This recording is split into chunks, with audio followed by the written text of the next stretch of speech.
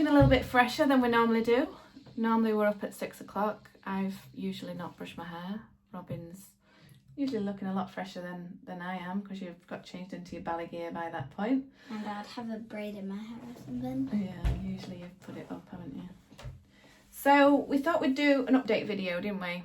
To talk about progress over month 1, what you've enjoyed, what you've found hard, and what you've learned over the first month. So you've been doing ballet training for 5 months, but we've been doing more intense training at home for a little over a month now, haven't we? So that first week that we started doing more intense ballet training, we did a little video that first week to explain how you felt when you first went into ballet and your first ballet lesson. But tell me how you felt that first week that we started doing intense training. Excited. Excited about what? The achievements are ahead of me. Achievements ahead of you.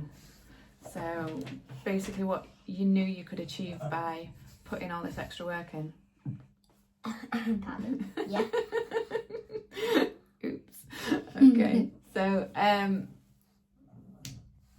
you was excited about the achievements. What do you think? Did you think that it was going to be easy, or did you think it was going to be hard? You thought it was going to be hard, and were you right? You were right. I think you were. So what made you want to do more intense training in ballet? What made you decide that? Watching the videos. Which videos are they?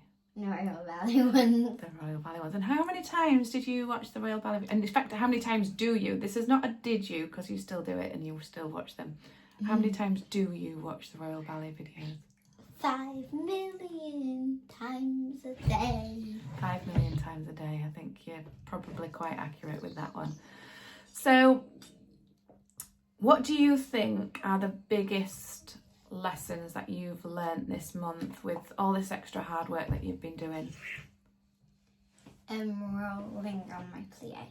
Rolling on your plie. Yeah, you found that really hard, didn't you? So when you were doing your plies, initially your knees were coming forward, weren't they, instead of out to the side and over your toes. And we found through the help of your dance teacher, because we sent your videos to your dance teacher, didn't we? And she helped us to understand that you were turning out too much. You were turning out too far, so you weren't turning out from your hips, and you were rolling forward onto your feet as a result. So we just put your feet in a bit, didn't we? And we talked about your knees coming over the back 3 toes, and that helped you to understand how it should feel when you're in that plie. And that was really hard for you. Took a good few weeks, that, didn't it? Yeah. And then I had self-doubt. You had self-doubt, and that was actually as a result of those plies, wasn't it?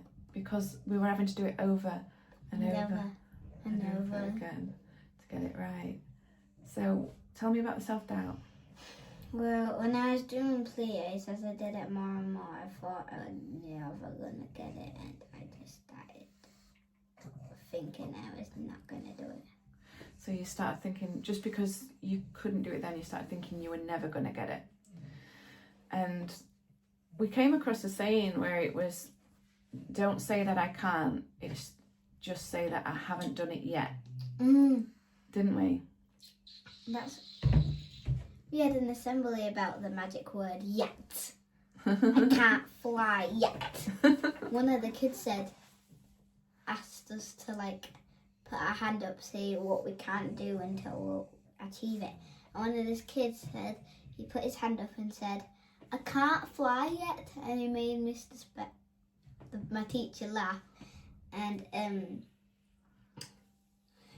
everybody laughed. And then he said, well, I don't think you can use the magic word yet for flying, because I don't think the news will say there's a kid called the name that's flying. But that's useful. You transferred that into your ballet in terms of you can't do it at the moment because you've only just starting and you're only just learning, but it just means you haven't done it yet. It's not that you can't do it, it's just that you haven't done it yet. Okay, so yeah, self-doubt was a big thing, and we did some affirmations, didn't we? What were they? They were like, I'm going to go in the Royal Ballet. I'm going to go in... My God. Yeah, so we worked on mindset, and we tried to understand how important that was in your training, because ballet is so hard that you're going to have moments like that all the time. 2 seconds later. 2 seconds later. 2 seconds later. So that was a big lesson as well, wasn't it? And I think there was some other lessons as well learned, wasn't there? Not pinch my There was some big lessons as well learned, wasn't there? In terms of 6, 7.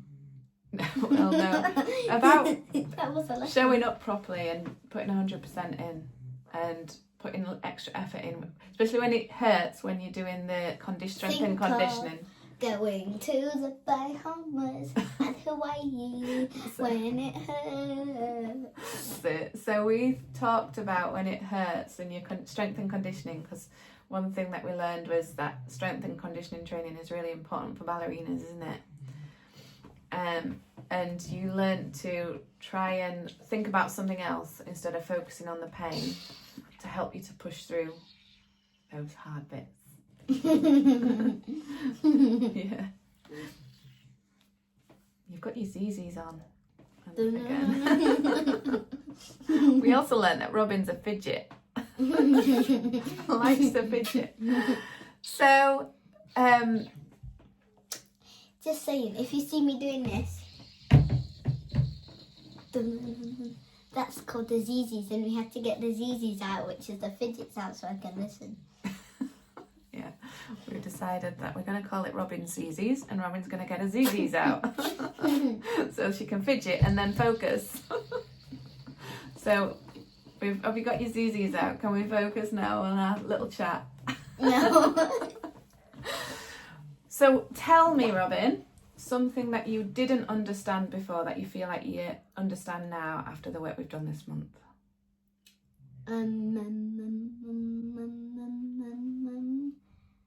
ZZs. ZZs. So a bit of self-reflection that you understand how much of a fidget bum you are. And that you need to focus a little bit more. Yeah? I'm not doing this in class. Okay. So what does good posture mean? Describe to me what it means to have that good ballet posture. What do you need to do in your body? Describe it in words to the viewers. Pull up, tang your belt thing, and when you're sticking out your ribs, you tang it, and then you gotta do this. So, your teacher told me to tang your belly belt when you're sticking your bum out, didn't she, and not pulling up, and it makes you tense your core muscles up. So we tried that. We put your belly belt on and kept tanging your belly belt, didn't we? So yeah, tight core was the point of that one, wasn't it? So having a tight core to keep you steady, tucking your bum in, your tailbone in, long neck, drawing your shoulders down. Yeah. So and that's the fact why I don't really wear ballet belts, because I don't want to get bruises on my stomach. Or you could just pull in and then we wouldn't have to twang you. But ballet belts are fashionable. It's not just about the fashion. You need to look up why ballerinas wear a ballet belt.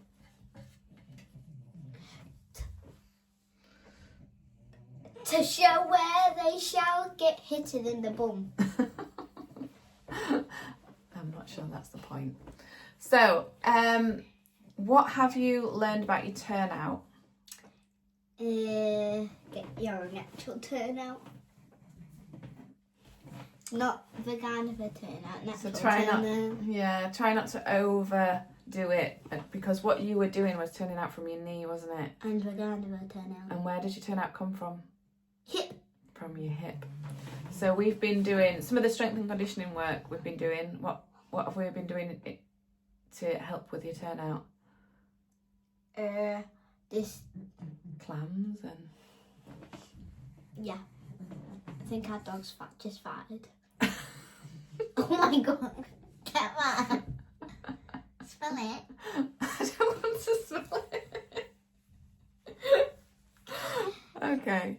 What do you think actually makes your ballet look neat and tidy? Squeezing my legs. Squeezing your legs. So strength. Why do you need strength in your legs? Because it's... Maybe it can help hold this balance. Yeah, and it's your lines Cool. and your helping you to point your toes strong as well, isn't it? Yeah, so you need all the muscles turned on to be able to point that toe properly. Yeah.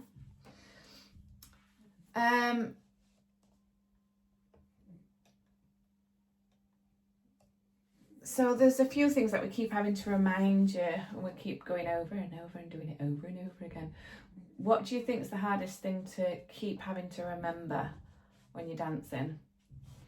There's certain things with your arms. So sometimes you're dancing and what happens to your arms? They just hang, don't they? Because you forget about your arms because you're concentrating on your legs. Yeah. But that's only because you've just started, isn't it? Yeah. You're having to think so much more about everything. And people who've been doing it years... Got, what is it called? Muscle memory. Muscle memory, that's right. So as you get going, your muscles will remember what it feels like, which is why when we're doing things, we always say, you know what it feels like now in your body, and we ask you to just remember that feeling, don't we? Yeah? So that you can keep doing it and you can come back to it and your body can remember what it feels like. But yeah, I think your arms, you tend to forget. You'll concentrate on the correction and then you forget about everything else, don't you? A little bit. And you forget to pull up a lot, don't you? But you're getting better with that. I think that's one area where you've improved quite a bit this month, isn't it? Where else do you think you've improved this month? Yeah, your posture and your core. And there's lots of areas you've improved. Just talk about some of the areas that you feel that you've improved there. Plie. The plies have definitely improved, yeah. What about your turnout? How has your turnout improved?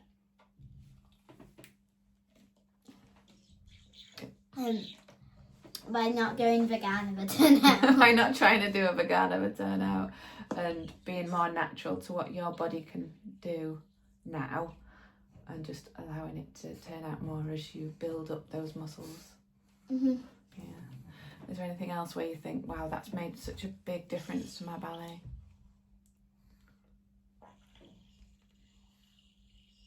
What about the musicality side of things? Oh, yeah. I heard at auditions they will look for musicality and creativity. Yeah, so we've been doing things where we're trying to get you to listen to the music. We've not done too much, but we're going to intensify it this month, aren't we? But at the start of the month, you would move when the music came on, but you wouldn't move to the music, would you? You weren't really listening to the music. Whereas now, what does it feel like when the music comes on, and what does your mind want you to do? Move. So, and you can hear the music and the beats and things a bit more, can't you? And you're allowing your body to move in time to the music, can't you? Yeah. And in terms of creativity, what other things do we do? Improvisation. And your favourite? Mime. Mimes. What do we usually include in our mimes? Chicken. Chickens. Because you love chickens, don't you? No. But it makes us laugh at 6 o'clock in the morning, doesn't it? Oh, I'll give this chicken to a random person's house. Because, like, I was just once, I was in a creepy forest, and then I saw the chicken, and it was my little friend, and then we went out of the creepy forest, and then I had to give it to a random person, and he ate it. It was a good mime. I thought it was a great story. But the mimes are good because it gets you to storytell Creativity. in how you're moving, doesn't it? So how can you tell a story without words? Moving. And gestures and things like that. And understanding gestures in ballet, we think is important, don't we? So we're trying to encourage more of that. You could pick up something with a plie. Look. You could. You see? Movements, including movements into your gesture. So that's been new things for you to try this week and this month, and you've been improving week on week with that, haven't you? Yeah. So how does it make you feel when you get something right? I know Mummy gets really excited when you... Oh my gosh! You did it! Yay! This is her face though. This is so imagine me getting an aerial, and she would be like, "Oh my gosh! Oh my gosh!" I'm not quite like that. You are. You're like, oh my gosh, Mommy! Oh my gosh! You did it! How do you feel when you get something right? You feel really happy. No, I feel like this. So this is my friends. If I was doing my aerial and echo, and I did one, they all would have gone. Ah! And this is the teachers when she did her round of back handspring. Ah! Oh! And then when I do it, I'll be like, yay! So does it make you feel proud? Yeah, and happy. And does it inspire you to keep going? Yeah, so it makes you feel quite powerful, doesn't it? I got the power. I can make Mummy do this face. You need to make me do more of that face. Do it.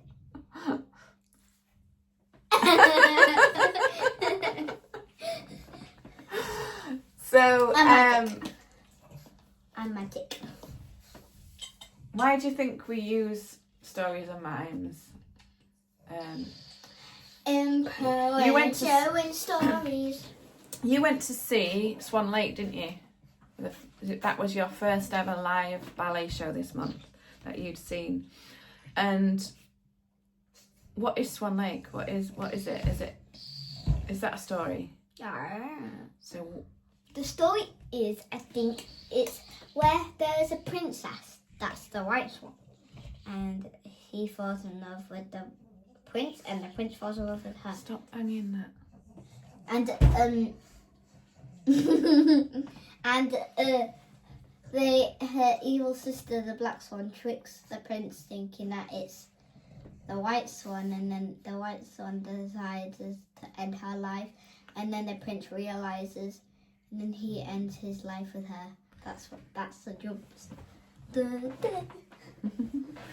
Yeah, the ending was different for this one, wasn't it? The one that we watched was different. It was they came back to life. I know. So, and they had like colourful tutus and stuff on at the start. Ho ho ho ho ho.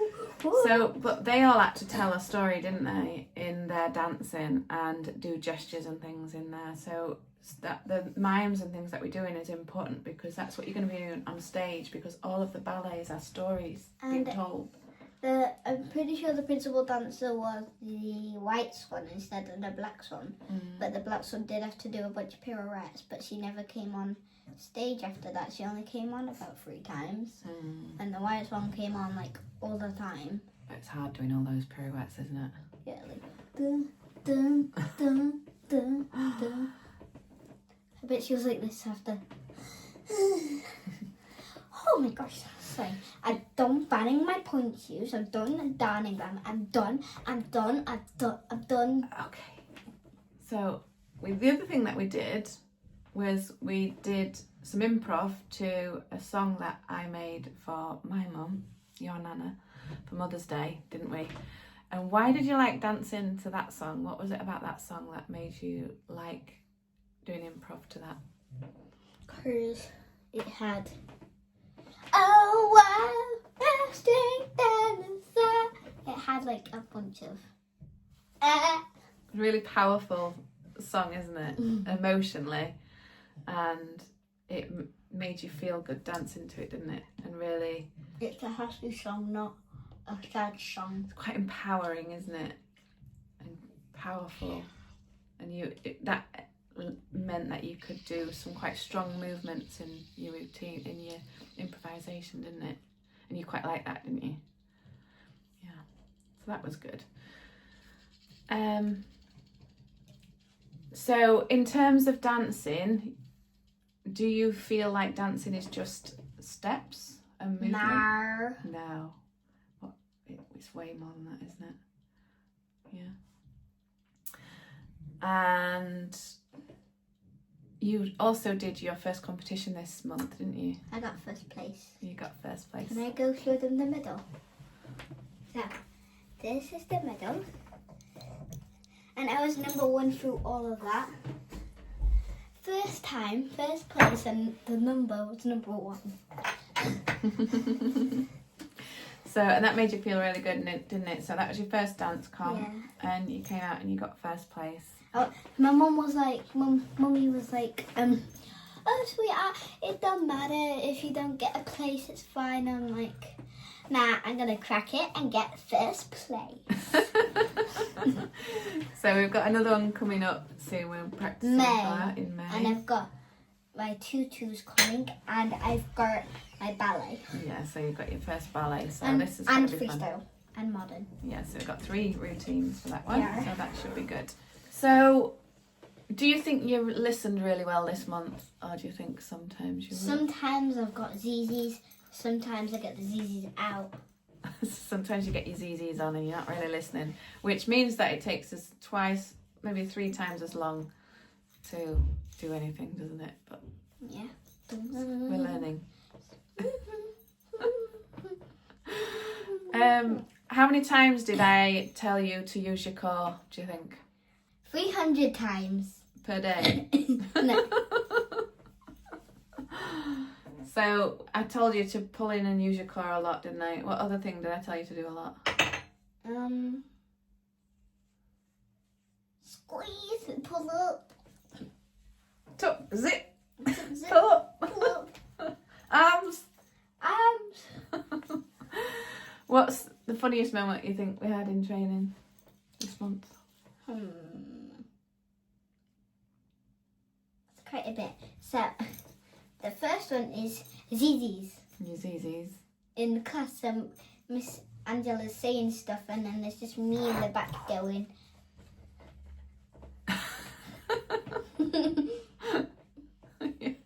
You're just away with the fairies, And then working away.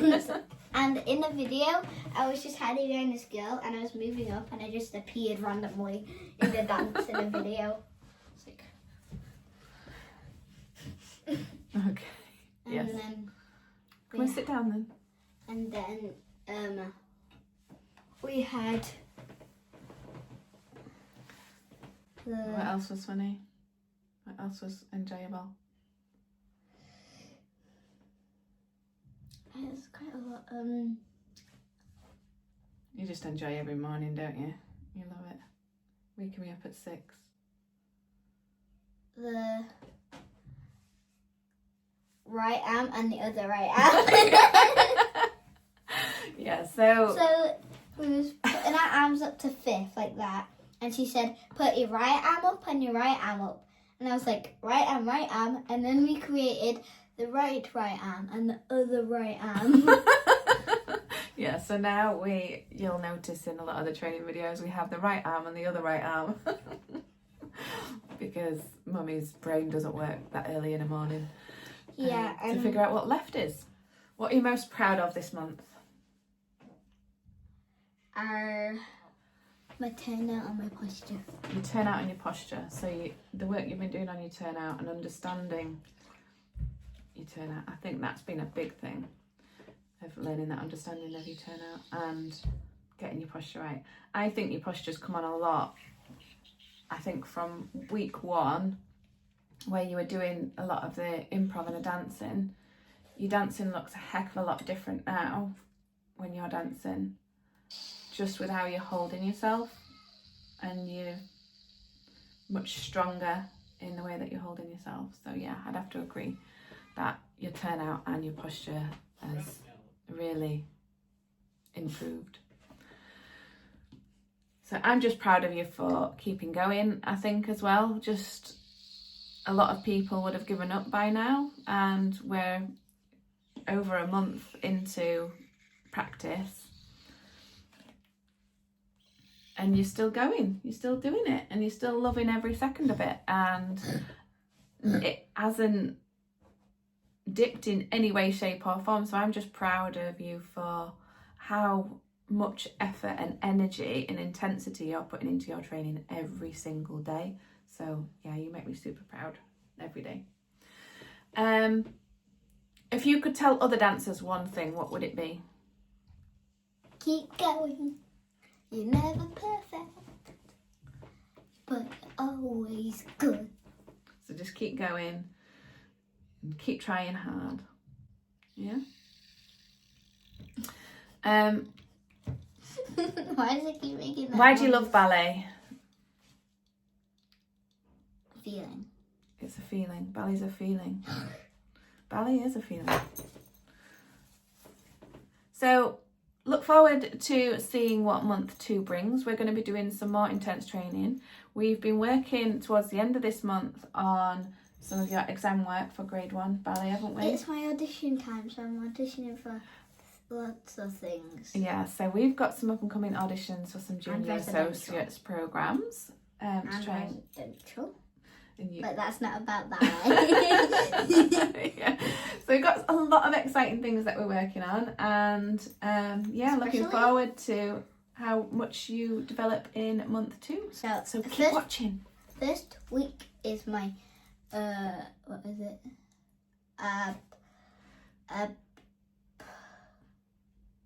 Yeah, we've just got some auditions. Look forward to seeing what happens in month 2. Keep watching her training videos. Keep watching them to see progress for month 2. We made big progress in month 1, so do take a look at any videos that you've missed to see what she's been doing this month. And yeah, keep watching for month 2, and we will update you with her journey in her ballet journals. Thanks for watching. Bye. And what do you need to say to people? Thank you. Don't forget to like and subscribe. Don't forget to like and subscribe. Yeah, I did it!